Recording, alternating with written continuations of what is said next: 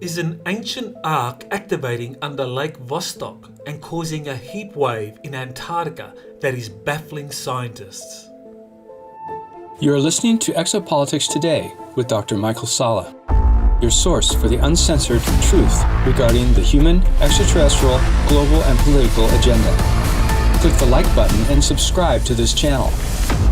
And now, here's Dr. Michael Salla. On March 18, news emerged of a heat wave in East Antarctica, the epicentro of which was the Vostok region that sits atop a mysterious lake 2 miles under the ice sheet. Scientists are baffled by the heat surge of more than 70 degrees above average temperatures and are seeking answers. A likely explanation comes from two sources who say an ancient arc is buried under the ice sheet in the Vostok region and its activation is heating up East Antarctica. The Washington Post was the first to reveal the heat wave in East Antarctica. In a story titled, "It's 70 degrees warmer than normal in Eastern Antarctica. Scientists are flabbergasted." This is what was reported. Quote, "The average high temperature in Vostok, at the center of the eastern ice sheet, is around minus 63, minus 53 Celsius, in March. But on Friday, the temperature leaped to 0, minus 17.7 Celsius, the warmest it's been there during March since record keeping began 65 years ago. It broke the previous monthly record by a staggering 27 degrees, 15 Celsius." End quote. Antarctic scientists are baffled by the heat wave in late March since Antarctica is losing about 25 minutes of sunlight each day, according to what they told the Washington Post. Meteorologists reported a heat dome over East Antarctica and said, "This is not something we've seen before." Significantly, the Washington Post reports that there has been notable melting of the ice sheet in the region. This takes me to the discovery of a large magnetic anomaly at one end of Lake Vostok, as first reported in the Antarctic Sun on February 4, 2001. The anomaly's size was 65 by 46 miles or 105 by 75 kilometers, according to scientific measurements. Veteran NASA researchers Richard Hoagland and Mike Barra soon after proposed the anomaly may in fact be a buried city. Since 2001, there has been multiple sources that claim they have visited or been briefed about an ancient city or large alien motherships buried under the ice sheets, either at Lake Vostok or other areas in Antarctica. What could be driving the heat wave and heat dome over East Antarctica? Is it connected to the magnetic anomaly at Lake Vostok, 2 miles under the ice sheet? While meteorologists struggle to give a conventional explanation, they admit to being baffled by what is happening. There is another, non-conventional explanation for what is driving the heat wave in East Antarctica, a space arc buried under the Vostok region that has begun activating. On March 29, I was contacted by Jean-Charles Moyen, who is a French contactee and secret space program insider that I've interviewed previously for Exopolitics Today. Jean-Charles is a filmmaker working on the sequel to his first fiction-based-on-fact movie, South Shore Origin. In his email message, Jean-Charles reported a teleportation experience first to Ireland, where he met Elena Danaan. He next went with her to a Galactic Federation of Worlds mothership in Earth orbit and finally travelled to Lake Vostok, Antarctica. Here is how he summarized it all. Quote, "Monday, March 28, 3:33 a.m. Here is what I experienced. Last night I was working on South Shore Origin 2. I got up to lie down on the couch in my office because my head was spinning. Too much computer probably. And all of a sudden I felt myself go into the couch and I passed out. When I opened my eyes, I found myself in the path of the other time in Ireland. And I heard, 'Remember, remember.' And I saw the same scene again, but until the end without interruption. Elena was holding my hand and said, 'I'm going to introduce you to the family.' And then I saw the next part. I felt tingling all over my body, exactly the same sensation as when you sleep on your arm and the blood comes back in it. You know, that scary tingling sensation. Suddenly I was up in a ship, in a big control room with a huge view of space, and Elena was next to me, and she said to me, 'You saw, it's beautiful, the view. I like to come here. It relaxes me to see the earth like this. It calms me. And there in the middle stood Melanie, Jean-Charles' wife, in a silver tight suit. Who said you were surprised to see me here, honey? Elena and I have known each other for a long time, and we are friends. But I'll let you continue your visit, and she teleported herself. And then someone came up behind us.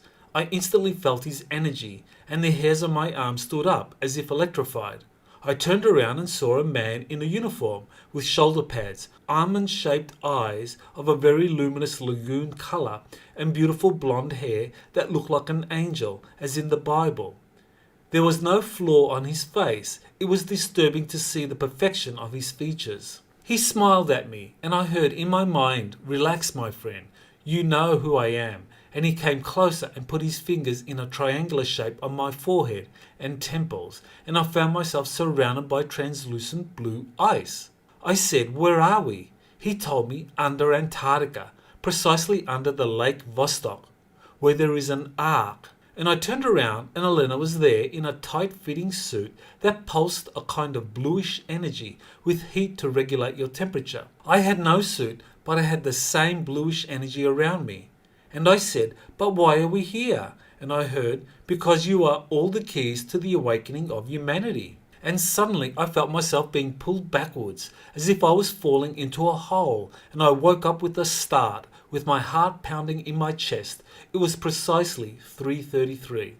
End quote. After receiving Jean-Charles' startling information, I contacted Elena Danan to see if she or Thorhan had any information about Lake Vostok and what Jean-Charles had experienced.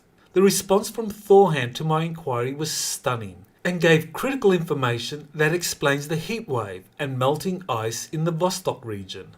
Quote, Lake Vostok, March 29, 2022. The civilization who left technology under the melting ice of Antarctica wasn't from Nataru, Milky Way galaxy. There were ancient times when the climate of this planet was different, when the magnetic poles were located in a different place. The land was green and fertile, and the climate was warm, in the land you call now Antarctica. An important colony was settled there. They were of the Patal. They lived in peace and prosperity. It was a great civilization, told about in your ancient tales as a lost continent. In truth, it was never lost, but forgotten, under the ice, for a reason. They left gifts, large crafts, and structures in the subterranean web of heated caverns. The structures under Lake Vostok were known from a long time by your scientists, working in the secret programs. The Earth Alliance knew, and it was the bait to bring financial elites down to Antarctica for the last meeting. They never saw the arcs. They were never taken there. But this is another story. The arc under Lake Vostok is part of a much larger structure of halls and temples. A powerful pyramid generator is also there. None could activate it. Yet. End quote. Thorhan appears to be describing an ancient civilization such as Atlantis, which has long been rumoured to be buried under the ice sheets after the last cataclysmic earth changes occurred 11,600 years ago. A book by researchers Rand Flem-Ath and Rose Flem-Ath, Atlantis Beneath the Ice, The Fate of the Lost Continent, published in 2012, presents compelling evidence for such a claim. In addition, Thorhan refers to recent meetings held in Antarctica where the Cabal, aka Deep State leaders, secretly travelled to negotiate with the Earth Alliance and the Galactic Federation about their future. The Cabal reneged on whatever deal was reached and continue to cause chaos on Earth, as evidenced by current global events. Thorhan continued his update. Quote, not only the Earth Alliance and the Nataru Alliance knew about it, but also the enemy. The Sakar stormed and took the place under Vostok, hoping to crack the codes of this technology. They welcomed the humans of the Nazi group that you call the Fourth Reich to help decrypting this technology. Were you thinking that they accepted human colonies there in Antarctica for no reason? What do you think they were getting in exchange for technology and weapons? DNA. The Sakars knew DNA was the key to activate these power structures. But even though they looked into finding the right DNA frequency codes, they never succeeded to activate these structures. The Intergalactic Confederation has more than one safety lock on these structures, and what comes with DNA is consciousness. The body envelope and the inhabiting soul need to be of the same frequency, and the person needs to be alive and conscious and know what to do, how to activate the commands and unlock the portals. You need the knowledge that goes with the tools. You cannot kill someone and only use their DNA sample because it needs to be inhabited by consciousness, by an original soul part of the seeders who have this knowledge. Bodies are also there in stasis, and they were found a long time ago, but their genetic material isn't enough because the soul has gone and awaits to come back. Now the ice is melting to reveal in plain sight the secrets we liberated for you. End quote. I have earlier reported on my US Army source JP, who has travelled to arcs on the moon and under the Atlantic Ocean, where a multinational team drawn from the US, China and Russia has been researching the ancient arcs. JP confirmed that the arcs are activated by the DNA of a select number of individuals. Consequently, it is very plausible that the Draco reptilians, aka Sakar, used the Nazis to get access to human DNA they could use to activate the arcs. In addition, JP has revealed that the activating arcs are releasing a tremendous amount of heat, quickly warming up the surrounding environment. In a voice communication received on March 29, Elena confirmed that she had been taken to Lake Vostok with Jean-Charles in the early morning of the previous day. This is now the explanation why I wasn't allowed to remember this moment, because it was meant that Jean-Charles remembers. I think it's a good strategy that they scatter the information, not always the same person, I find it very good. Then there was a lot of also holographic projection around Jean-Charles to show him, make him confident and settled. They projected that his Melanie was there as well to make him confident. But I was really there and with him, and I remember now. But he was the one meant to remember first, because as Thorhan always says, remembering is activating. So now he could confirm about Lake Vostok.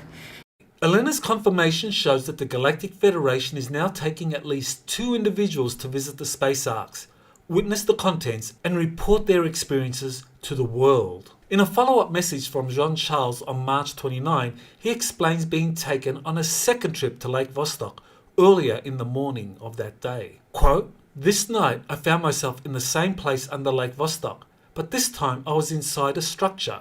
It was the Ark. Everything was purified inside. No screws, nor bolts, nothing. It looked like tungsten, but translucent. I was in the center, and in the middle there was a kind of sphere which turned very luminous. They would have said a ball of bluish plasma which gave off a lot of heat by emitting a crystalline noise, and around was laid out in a geometrical form resembling a star, tubes in which there were beings in stasis. I approached one of the tubes, and when I approached, it reacted by lighting up, as if my presence triggered it. I felt in connection with the material of the vessel. The structure seemed alive. I could see the appearance of the being in the tube. He was tall, and his skin had bluish reflections. He was wearing a kind of midnight blue suit without any seams. There was a symbol on the suit representing a triangle with the constellation inside, and I heard a voice coming out of nowhere saying to me, 'You have been chosen.' It was the same sentence that the mantis being had said to me as a child when she put her paws on my shoulder. You remember, during the test of fear with the other children. Many of them had failed except me. Well, it was the same voice. I approached the tube and it lit up very brightly, and I woke up suddenly, and on the alarm clock it was 5:55." End quote. Jean-Charles' information matches what JP said he had encountered during his 2 trips to the submerged Atlantic space arc. He described a blue ball of liquid, or plasma, in one large room, which was a portal to other space arcs. In addition, he witnessed many crypt-like structures whose contents were not seen by JP, but he said he was briefed that they radiated friendly energy. In addition, in an upcoming update from UNA, a representative of the 24 Cedar races, also known as the Intergalactic Confederation, it will be confirmed that the sleeping giants are starseeds currently incarnated on Earth. Elena plans to soon reveal this fascinating update. In conclusion, the experiences released by Jean-Charles Moyen and Elena Danan, when combined with the earlier revelations from JP, All suggests that an ancient arc is activating and warming up the Vostok region and the rest of East Antarctica.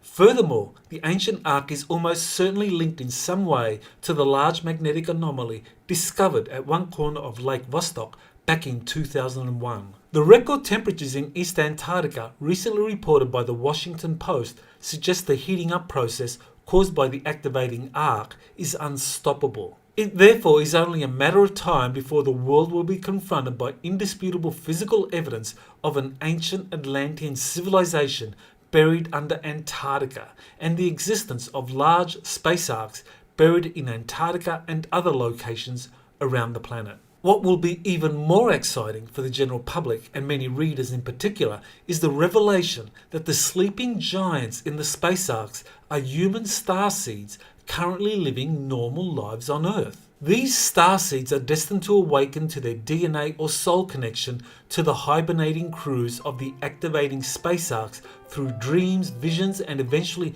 physical travel there, as happened with both Jean-Charles Moyen and Elena Danaan. This has been Dr. Michael Salla with Exopolitics Today.